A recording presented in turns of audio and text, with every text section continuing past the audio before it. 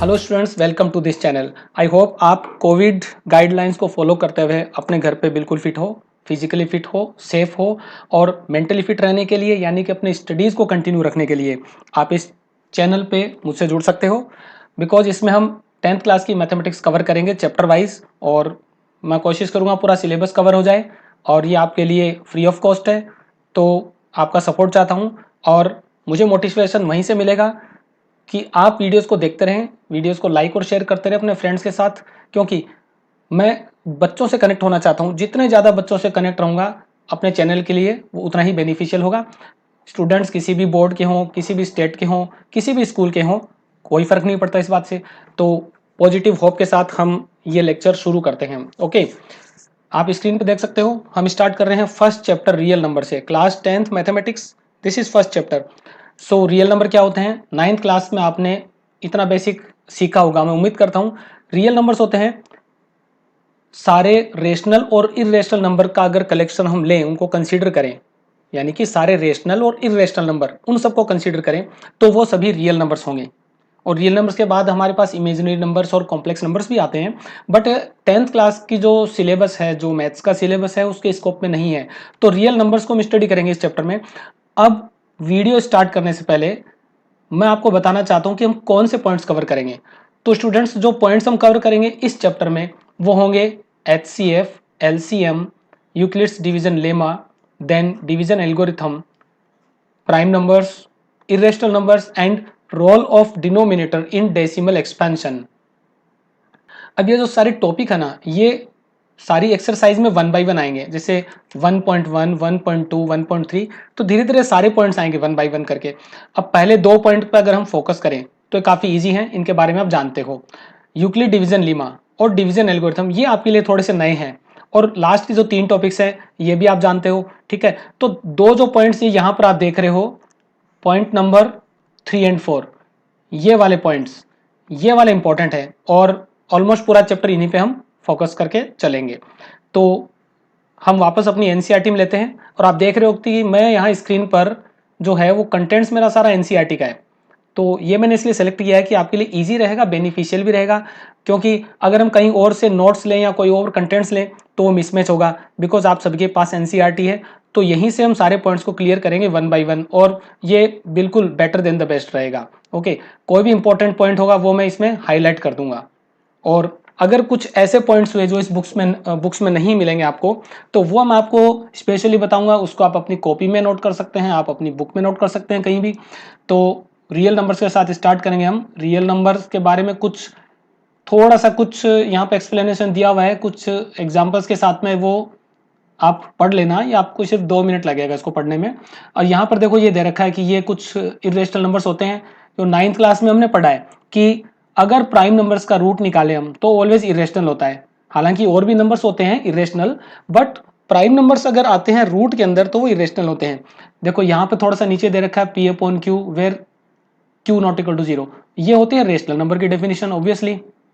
तो इस तरह से बेसिक सी बातें यहाँ पे लिखी हैं, ये आप 2 मिनट में इसको कवर कर सकते हो, करेक्ट। तो इसके बाद इसमें दिया है यूक्लिड डिवीजन लीमा। अब यहाँ इसको कवर करने से पहले मैं आपको कुछ एग्जांपल देना चाहता हूँ, बिकॉज इसमें आगे जाके आप कहीं देखोगे तो यहाँ कुछ ऐसा स्टेटमेंट आपको मिलेगा। देखो थोड़ा सा नीचे हम देखते हैं कि ये स्टेटमेंट आपको मिलेगा, ये यूक्लिड डिवीजन लीमा का मैथमेटिकल फॉर्म है। A equal to b q plus r where r less than b and greater than equal to 0, ये आर की कंडीशन है। अब ये सब कुछ क्या है, इसका मीनिंग क्या है? तो यहाँ इसको समझने के लिए हम डिवीजन का कंसेप्ट यूज करते हैं, ठीक है स्टूडेंट्स। तो डिवीजन का क्या है, मतलब डिवीजन का रोल क्या है इसमें? तो डिवीजन बेसिकली हमने सब सीखा है, और डिवीजन में एक बेसिक सी बात हमने सीखी है कि यहाँ पर कुछ रिलेशन होता है नंबर्स के बीच में। कैसे होता है? सबसे पहले हम एक डिवीजन लेते हैं। मान लो मैंने डिवाइड किया 11 को 3 से, तो 3 3 जा 9 और यहाँ पे रिमाइंडर बचा 2। अब देखो बहुत छोटी सी बात लगती है कि हम डिवीजन क्यों सीख रहे हैं, बट यूक्लिड डिवीजन लीमा और एल्गोरिथम दोनों को सीखने के लिए जरूरी है कि हम डिवीजन को अच्छे से समझें। यहाँ पर क्या मैं ऐसा लिख सकता हूँ इसी बात को, 11 is equal to 3 into 3 plus 2, क्योंकि 3 3 जा 9 और प्लस 2 11 बन गया। इसका मतलब कि यहाँ ये जो चार नंबर है हमारे पास 3 3 2 एंड 11, इनके बीच में एक रिलेशन है। तो क्या रिलेशन सभी डिवीजन में होल्ड करता है? अच्छा, हम ट्राई कर लेते हैं। वैसे तो सारे तरह के डिवीजन में होल्ड करता है, बट मैं यहाँ पे एग्जांपल देना चाहूँगा। मान लो हमें डिवाइड करना है 4 से, ठीक है, और हम डिवाइड करते हैं 15 को 4 से डिवाइड करते हैं, तो यहाँ पे क्या होगा, 4 3 जा 12 होगा और 3 रिमाइंडर बचेगा। तो आप फिर से देख सकते हो कि यहाँ पे 4 3 जा 12 और इसमें 3 ऐड करें तो बनेगा हमारा 15। तो कैसे लिखेंगे इस बात को, हम ऐसे लिखेंगे 15 is equal to 4 into 3 plus 3।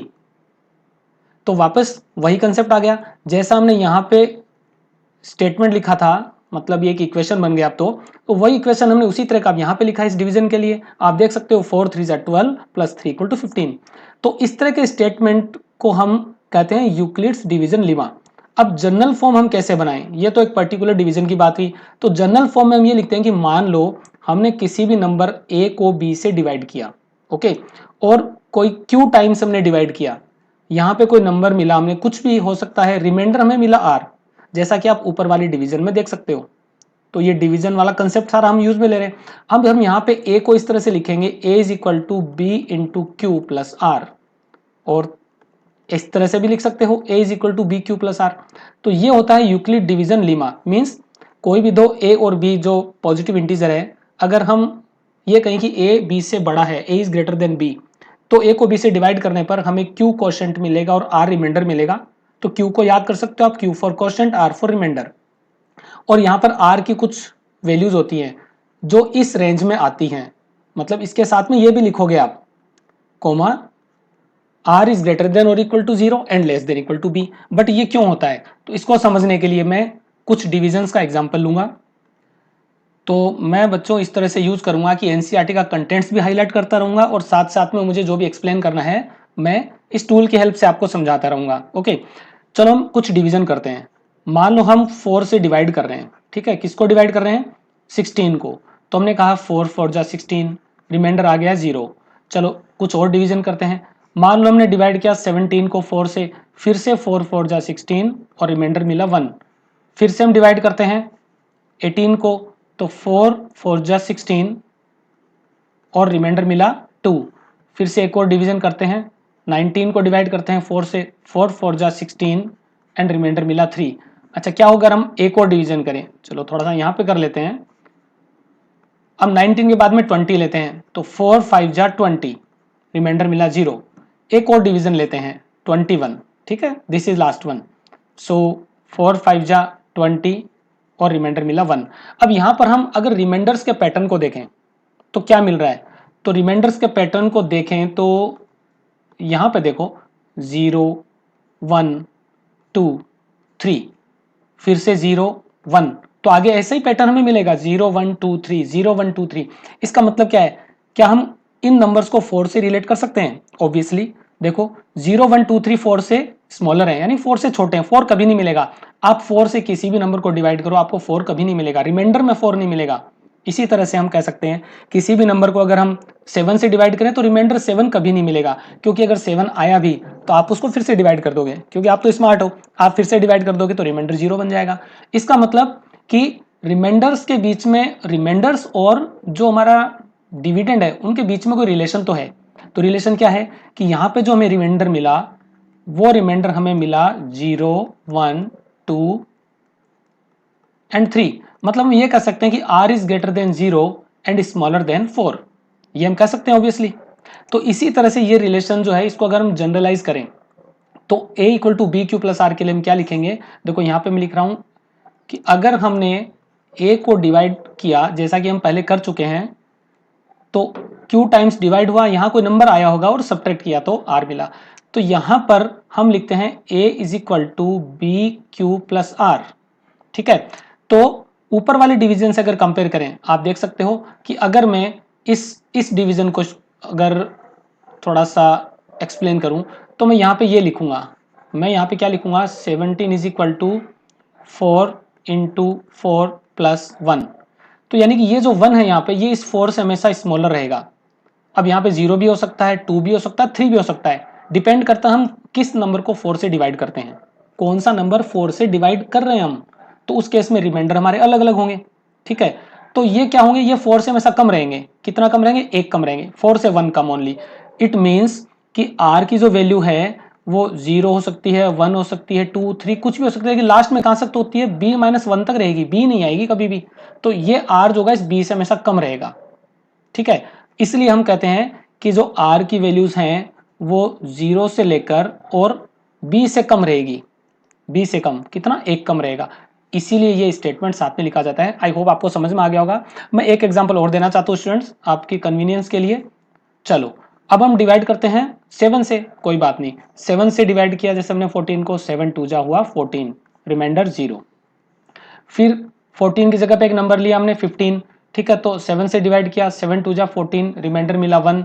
फिर से हमने डिवाइड किया 7 से 16 को, तो ये हुआ 7 2 जा 14 और यहाँ पे मिला हमें 2। तो इस तरह से अगर हम डिवाइड करते जाएंगे 7 से, तो क्वेश्चन तो हमारा वही रहेगा हर बार, ओके। लेकिन आप रिमाइंडर्स को देख रहे हो, रिमाइंडर क्या मिल रहा है, देखो रिमाइंडर मिला हमें 0 1 2 3। तो ये कहां तक मिलेंगे रिमाइंडर्स, अगर हम डिविडेंड को चेंज करते रहे, 14 15 16 17, उसके बाद में 18 19, तो जितना भी चेंज करेंगे रिमाइंडर्स हमें ये मिलेंगे 0 1 2 3 4 5 और 6। 7 तो कभी मिलेगा ही नहीं, क्योंकि 7 तो फिर डिवाइड हो जाएगा 7 से। तो ये क्या हो गए, ये इतने रिमाइंडर्स हमें मिले। इसका मतलब इस केस में हम ये कह सकते हैं कि अगर a इज इक्वल टू, ठीक है, a is equal to 7q plus r, अगर हम किसी नंबर को 7 से डिवाइड करते हैं और q और r हमारे क्वोशिएंट और रिमाइंडर मिलते हैं, तो ये रिमाइंडर की वैल्यू 7 से हमेशा छोटी रहेगी, 7 से छोटी रहेगी। कितनी रहेगी, 0 से 6 तक रहेगी। तो इसी बात को हम इस तरह से कह सकते हैं। इसमें r की वैल्यूज क्या होंगी, 0 से लेकर 6 तक, कोई भी वैल्यू हो सकती है, डिपेंड करता है कि किस नंबर को 7 से डिवाइड किया जा रहा है।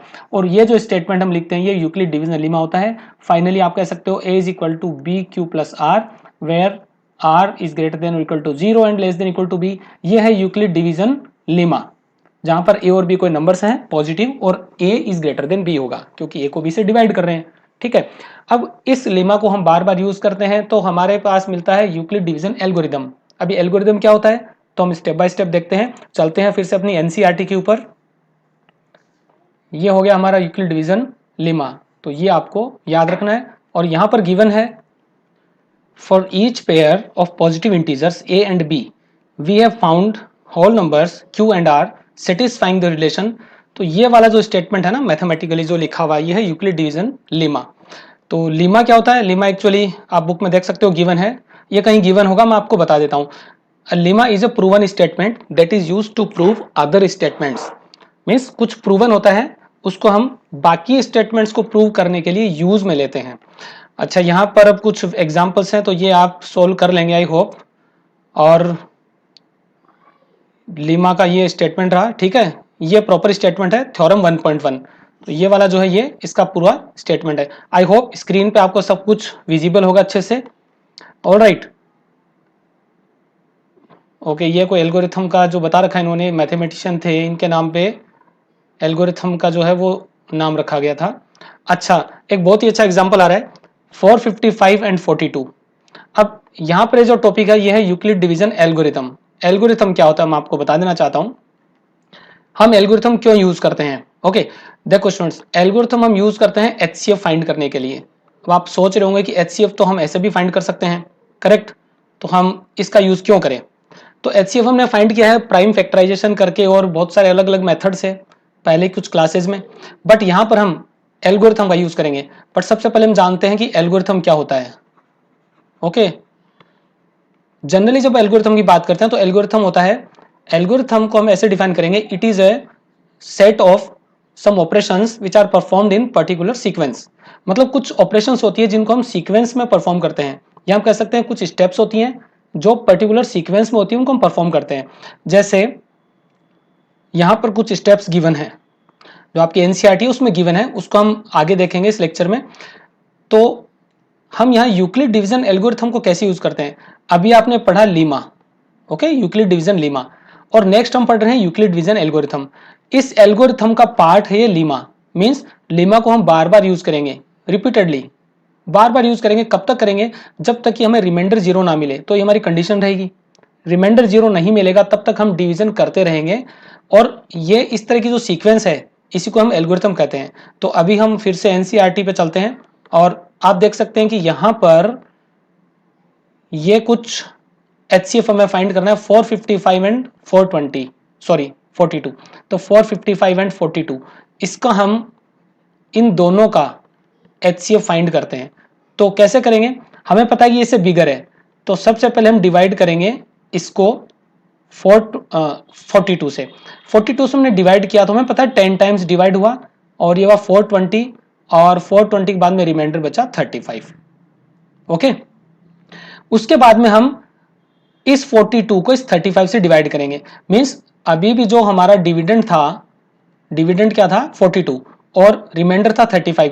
तो अब की बार ये जो डिविडेंड था, सॉरी ये जो डिवाइजर था 42, ये न्यू डिविडेंड बन जाएगा और 35 जो हमारा रिमाइंडर था वो न्यू डिवाइजर बन जाएगा। अब इसको कैसे डिवाइड करेंगे, ये आप देख सकते हो ये फर्स्ट स्टेटमेंट है, ये a is equal to b q plus r जैसा ही है। बस इसी तरह के स्टेटमेंट्स आते रहेंगे क्योंकि हम लीमा को ही तो यूज कर रहे हैं बार बार। तो 42 is equal to 35 into 1 plus 7, फिर से statement a is equal to b q plus r जैसा है। अगली बार क्या होगा, ये जो 35, ये जो यहां पर डिविडेंड था, ये सॉरी ये जो डिवाइजर था ये डिविडेंड में कन्वर्ट हो जाएगा। तो 35 को डिवाइड करेंगे, किससे करेंगे, इस 7 से। तो 7 क्या था, रिमाइंडर, ये हो गया डिवाइजर में कन्वर्ट। तो 7 1 जा 7 5 जा 35 और अब हमें मिलेगा 0 रिमाइंडर, क्योंकि 35 7 से पूरा डिवाइड होता है।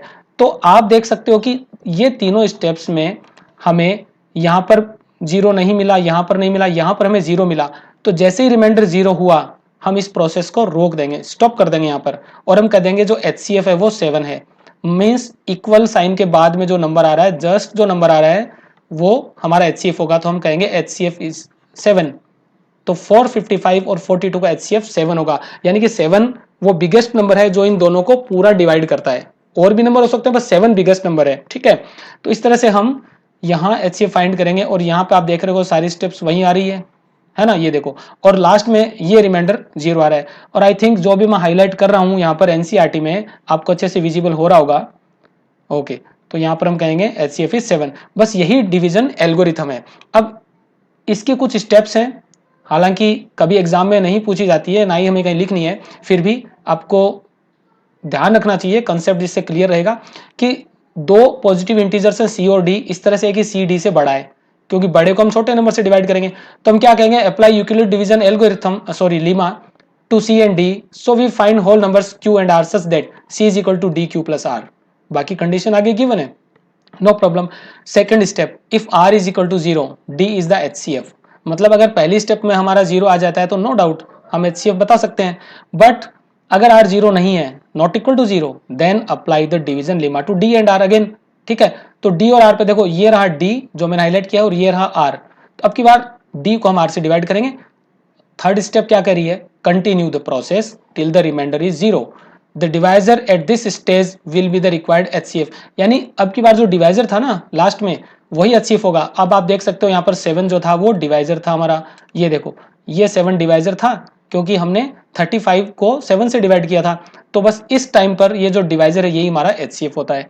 तो आई थिंक बहुत सिंपल सा था यूक्लिड डिवीजन एल्गोरिथम, इसको यूज करके हम HCF फाइंड करते हैं। तो आपको याद रखना है यूक्लिड डिवीजन एल्गोरिथम का क्या यूज होता है, गिवन जो नंबर्स होते हैं 2 या 2 से ज्यादा नंबर्स, उनका HCF फाइंड करने के लिए ही हम इस एल्गोरिथम का यूज करते हैं, करेक्ट।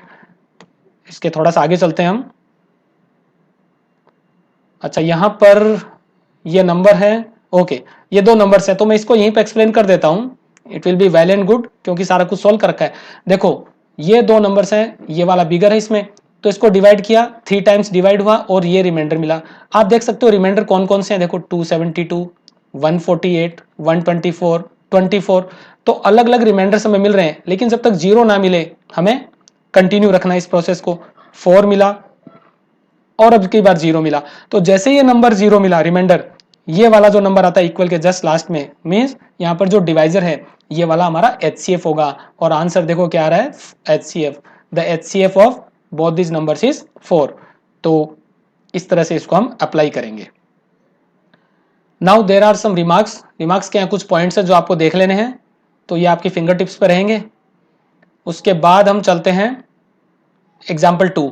अब एग्जाम्पल 2 और 3 को समझने से पहले मैं कुछ पॉइंट्स आपको बताता हूँ स्टूडेंट्स, और इस लेक्चर में मैं बेसिक कंसेप्ट क्लियर कर रहा हूँ, ठीक है। नेक्स्ट लेक्चर से हम एक्सरसाइज सोल्व करेंगे और उन एक्सरसाइज के साथ साथ ही कंसेप्ट को क्लियर करते चलेंगे, करेक्ट। तो यहाँ पर सबसे पहले एक कंसेप्ट आपको समझना जरूरी है कि कभी भी हम किसी नंबर का जब डबल करते हैं तो वो हमेशा इवन होता है। अब ये x क्या हो सकता है, x तो कुछ भी हो सकता है, x तो ओड भी हो सकता है, इवन भी हो सकता है, बट ट्वाइस करेंगे तो हमेशा इवन मिलेगा। तो यहां पर हम ये समझे कि 2x क्या मिला हमें, इवन मिला, लेकिन जैसे इसमें 1 ऐड किया ओड मिलेगा, क्योंकि इवन प्लस 1 ओड होता है, और इसमें 1 ऐड किया तो फिर से इवन मिला, फिर से हमने 1 ऐड किया तो ओड मिला, ठीक है। तो इस तरह का कंसेप्ट आपको क्लियर होना जरूरी है। अब इस 2x की जगह पे मैं 4x लिखूं तो भी कोई फर्क नहीं पड़ने वाला, ठीक है, क्योंकि किसी भी नंबर का डबल हमेशा इवन ही होता है। आप किसी भी नंबर की टेबल में देख सकते हैं, जैसे 7 2 जा 14 होता है, 8 2 जा 16 होता है, तो इस तरह से डबल करने पर हमेशा इवन नंबर मिलता है। लेकिन हम उसमें ऐड कर रहे हैं, क्या ऐड कर रहे हैं उस पर डिपेंड करता है कि ओड मिलेगा कि इवन मिलेगा। तो यहां पर हम आगे चलते हैं, फिर से एनसीईआरटी का कंटेंट है ये। Show that every positive even integer is of the form 2q and that every positive odd integer is of the form 2q plus 1 where q is some integer। अगर ये दोनों एग्जांपल आप समझ लेते हैं तो एक्सरसाइज में कोई प्रॉब्लम नहीं आएगी आपको, ठीक है। तो यहां इसको सोल्व करने के लिए स्टेप्स गिवन है। Let a be any positive integer and b equal to 2। b2 क्यों लिया हमने, अब देखो यहां आप कंफ्यूज हो सकते हो, तो थोड़ा सा हम ट्रिक यूज करेंगे कि हमें प्रूव करना है कि जो इवन इंटीजर है वो 2q फॉर्म का है और ऑड इंटीजर 2q प्लस 1 का है। आप इसको ढंग से देखेंगे तो पता चलेगा ये bq प्लस आर जैसा है। कौन सा bq प्लस आर, जो यूक्लिड डिवीजन एल्गोरिथम का है, a is equal to b q plus r. तो a तो हम अज्यूम करेंगे और ये bq प्लस आर मतलब 2 से डिवाइड करें किसी नंबर को, और हमें पता है कि 2q ऑलवेज इवन होता है। आप क्वेश्चन में देखो, क्वेश्चन में ही आंसर है 2q, देखो मैं हाईलाइट कर रहा हूं, 2q हमेशा इवन होता है, एंड 2q प्लस 1 करेंगे तो हमेशा ओड मिलेगा। तो बस इसी कंसेप्ट को देखकर हम कुछ स्टेटमेंट्स लिखेंगे, कुछ अज्यूम करेंगे और प्रूव कर देंगे। तो जैसा मैंने आपको एक्सप्लेन किया कि यहां पर रिमाइंडर जो है वो 0 या 1 हो सकता है, क्योंकि हम उस नंबर को 2 से डिवाइड कर रहे हैं, तो 2 से 1 कम होगा रिमाइंडर, यानी 0 और 1 हो सकता है। जैसे अगर हम 5 से डिवाइड करते हैं तो रिमाइंडर 0 से लेकर 4 तक कुछ भी हो सकता है। तो यहाँ let a be the positive integer and b is equal to 2, then by Euclid's algorithm a is equal to 2q plus r. क्योंकि एक्चुअली हमारा स्टेटमेंट क्या था, a is equal to b q plus r, लेकिन यहाँ पर b2 हो गया, इसलिए 2q plus r for some integer q greater than equal to 0 and r equal to 0 and 1, क्योंकि r की जो वैल्यू है वो किससे कम होगी, इस 2 से कम होगी। देखो इस r की वैल्यू इस 2 से कम होगी तो 0 और 1 होगी, 0 से स्टार्ट करना है क्योंकि रिमाइंडर 0 हो सकता है। तो यहाँ पर हम मेंशन करेंगे because r lies between 0 and 2 including 0 also, so a is equal to 2q और a is equal to 2q plus 1। But आप देख सकते हो कि 2q हमेशा इवन होता है क्योंकि डबल कर रहे हैं, तो हम यहाँ पे लिखेंगे, यहाँ पर ठीक है ये स्टेटमेंट लिखा, आप इसको देख के समझ सकते हो। Therefore any positive integer is of the form 2q plus 1, ठीक है। थर्ड एग्जांपल 4q प्लस 1 और 4q प्लस 3 से रिलेटेड है, तो वही एक्सप्लेनेशन फिर से होगी। अगर हम यहाँ पर जहां भी 2x था वहां पर अगर हम इसको 4 कर दें, ठीक है, कहां कर दें, 2 की जगह पर हम क्या कर दें, इसको 4 कर दें, तो कंसेप्ट वही रहेगा, ठीक है। और आई होप ये आपको समझ में आ जाएगा। देखो 4x इवन होता है क्योंकि किसी भी नंबर का 4 टाइम्स इवन होता है। किसी भी टेबल में देखो आप, 8 4 जा 32, 9 4 जा 36, 12 4 जा 48 एंड 3 4 जा 12, तो 4 टाइम्स भी इवन होगा। अगर 1 ऐड करेंगे तो ओड आएगा, 2 ऐड करेंगे फिर से इवन, 3 ऐड किया फिर से ओड, तो मतलब ये तो ओड ही होने वाला है। बस अगर कंसेप्ट आपका क्लियर होगा तो आप मेंटली भी इसको सोल्व कर सकते हो, लेकिन आपको तो चाहिए मार्क्स, तो मार्क्स लाने के लिए तो बेटा हमें लिखना पड़ेगा, है ना, कुछ स्टेप्स तो हमें लिखनी ही पड़ेगी। तो ये स्टेप्स फिर से हम आगे एनसीईआरटी पे, तो यहाँ लिखा है let us start with taking a is a positive odd integer, we apply the division algorithm and b is equal to 4। क्योंकि आप देख सकते हो ये 4q प्लस 1 ये कैसा दिख रहा है, bq प्लस r, ये 4q प्लस 3 कैसा दिख रहा है, bq प्लस r। तो अब हमें क्या मिला, a is equal to bq plus r, मतलब सिंपल वही कंसेप्ट हम यूज में लेंगे। तो हम यहाँ 4 से डिवाइड करना चाह रहे हैं किसी नंबर को, और रिमाइंडर क्या हो सकते हैं 0 1 2 एंड 3, तो 1 और 3 वाले जो रिमाइंडर्स है उन केस में हमारा नंबर होगा वो ओड हो जाएगा। तो बस ये स्टेटमेंट्स हमें लिखने हैं, since r is greater than or equal to 0 and less than 4, so possible remainders are 0, 1, 2 और 3. so a can be 4q. अब देखो ये जो r की वैल्यूज है हमारे पास 0 हम यहाँ पुट करेंगे, देखो इसमें पुट करेंगे a equal to 4q plus r, देखो यहाँ ऐसा लिखेंगे अपन a is equal to 4q plus r. अब r अगर 0 हुआ तो a हमारा क्या होगा 4q, सिंपल, और r अगर 1 हुआ तो a हो जाएगा 4q प्लस 1, r अगर 2 हुआ तो a होगा 4q प्लस 2, इसी तरह से r अगर 3 होगा तो a हो जाएगा 4q प्लस 3. मतलब r की वैल्यूज हम पुट करेंगे, देखो यहां हम r की वैल्यूज पुट कर रहे हैं, ठीक है, तो ये सारी वैल्यूज मिल गई. अब ये हम इजीली बता सकते हैं कि 4q प्लस 1 और 4q प्लस 3 ये दोनों ओड नंबर होंगे. तो ये थोड़ा सा आपको स्टडी करना है, इजीली आपको समझ में आ जाएगा. अच्छा, अब इसके बाद में एक एग्जांपल आ रहा है और आई थिंक इसके बाद में होगी हमारी एक्सरसाइज 2.1 सॉरी 1.1. तो इस एक्सरसाइज को हम सोल्व करेंगे नेक्स्ट लेक्चर में, तो बच्चों आपको वेट करना पड़ेगा नेक्स्ट लेक्चर का. ये एग्जांपल मैं समझा देता हूँ. एक स्वीट सेलर है जिसके पास कुछ काजू बर्फीज और बादाम बर्फीज है, ठीक है, और उसको उन्हें सेट करना है स्टेक के अंदर, यानी कि जैसे एक ट्रे होगी बड़ी सी, उस ट्रे में अरेंज करना है. लेकिन कंडीशन ये है कि each stack has the same number, यानी उस स्टेक में जो काजू बर्फी है वो भी बराबर हो और बादाम बर्फी भी बराबर हो. तो ऐसे कैसे सेट करें? काजू बर्फी का भी बहुत सारे स्टेक मतलब कॉलम बनेगा, एक के ऊपर एक रखनी है. बादाम बर्फियों को भी ऐसे रखनी है. लेकिन जितने भी स्टेक बने, each stack has the same number सभी में सेम हो, उतनी ही काजू बर्फी उतनी ही बादाम बर्फी. तो इस केस में हम ये पता कर सकते हैं कि मतलब कॉमन नंबर तो होगा कोई ना कोई, है ना, वो कॉमन नंबर होगा. वो कॉमन नंबर पता करने के लिए हम इसका HCF पता करेंगे. तो हम हाईएस्ट कॉमन फैक्टर पता करेंगे और 420 और 130 का हाईएस्ट कॉमन फैक्टर जो है वो पता करेंगे यूक्लिड डिवीजन एल्गोरिथम से. तो लिखने की कोई यहाँ पे जरूरत भी नहीं है, चलो एनसीईआरटी में देख लेते हैं. तो 420 को हम कैसे लिखेंगे, 130 इंटू 3 प्लस 30, क्योंकि ये 3 टाइम्स डिवाइड होगा, 390, 30 रिमाइंडर. अगली बार हो सकता है आप भूल गए हो, हम वही स्टेप्स फॉलो करेंगे. इस 130 को इस 30 से डिवाइड करेंगे तो 4 टाइम्स डिवाइड होगा और सारा कुछ जो है वो एक्सप्रेशन हम ऐसे लिखेंगे. बाय द वे ये तो इक्वेशन बन गया, ओके. तो 130 is equal to 30 into 4 plus 10. अगली बार इस 30 को इस 10 से डिवाइड करेंगे और अब हम जानते हैं कंप्लीटली डिवाइड हो जाएगा. तो रिमाइंडर 0 आ गया. जैसा कि मैंने आपको बताया था, जब भी रिमाइंडर 0 आए हम इस प्रोसेस को यहाँ रोक देंगे. और ये जो नंबर है इक्वल के बाद वाला, कौन सा, इक्वल के जस्ट बाद वाला, ये HCF होता है. तो यहाँ पे हमने डिक्लेयर कर दिया HCF ऑफ 420 एंड 130 इज 10. मतलब कि 10 जो बर्फीज हैं उनके स्टेक बनेंगे, तो 10 के स्टेक बनेंगे. ऐसे ही काजू बर्फी सेट होगी, ऐसे ही बादाम बर्फी को हम सेट कर देंगे, ठीक है. नंबर ऑफ सेट अलग हो सकते हैं, यानी नंबर ऑफ स्टेक, पर हर स्टेक में 10 बनेगी. तो इस तरह से कुछ वर्ड प्रॉब्लम्स को हम सोल्व करते हैं यूक्लिड डिवीजन एल्गोरिथम की हेल्प से. बट हमें ये डिसाइड करना होता है कि क्वेश्चन LCM से रिलेटेड है या HCF से. तो हो सकता है कुछ क्वेश्चंस नेक्स्ट एक्सरसाइजेज में हो. मैं आपको ये भी बताऊंगा कि कैसे डिसाइड करना है कि क्वेश्चन LCM का है कि HCF का, ठीक है. तो students, I hope you enjoyed this lecture. You have to wait for next video, उसमें हम सॉल्व करेंगे एक्सरसाइज 1.1. तो इस चैनल को आगे बढ़ाने के लिए और ग्रो करने के लिए मुझे मोटिवेशन की जरूरत है. ये मोटिवेशन मिलेगा आपके लाइक्स और शेयर से. चैनल को सब्सक्राइब करें, अपने फ्रेंड्स को भी बताएं. Okay, so keep continue spreading the knowledge. Have a good day.